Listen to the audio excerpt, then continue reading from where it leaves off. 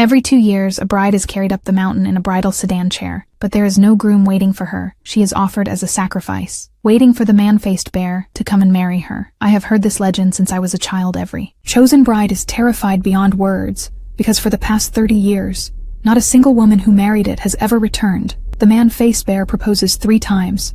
The first time it brings gold and silver. The second time it brings jade and jewelry. The third time, if the marriage succeeds, it will offer a priceless 1,000-year-old ginseng. But if the proposal fails, it will go on a killing spree, wiping out the entire village. So for the sake of the village, peace, every 2 years, all women of the right age must return home. My brother worried I would be chosen by the man-faced bear. He urged me to leave quickly, but I held on to a bit of luck, thinking there were hundreds of women in the village. How could I be picked so easily? I even brought a few classmates from the city because they wanted to see what the legendary man-faced bear looked like. My brother immediately warned us, everyone who enters the village will have their scent remembered. If they try to leave again, they will surely die. But my classmates did not believe it at all. They said the man-faced bear marriage was just feudal superstition, only used to scare children, and while they were laughing, a strange noise came from the forest. We all tensed in fear. My brother was sure they had angered the man-faced bear, but when we looked closely, it was only a black dog. My classmates burst out laughing, even more convinced the village legend was a joke. My brother, seeing they did not believe, could do nothing. He could only bring us home, and sternly warned, since we had entered the village, we must follow the man-faced bear's marriage rules. Otherwise, if we angered it, the whole village would suffer. But his words only made my classmates laugh harder. They said my brother was trying to scare them on purpose. They even claimed they would correct our so-called wrong beliefs. But as soon as they said that, a cold wind blew out the oil lamp.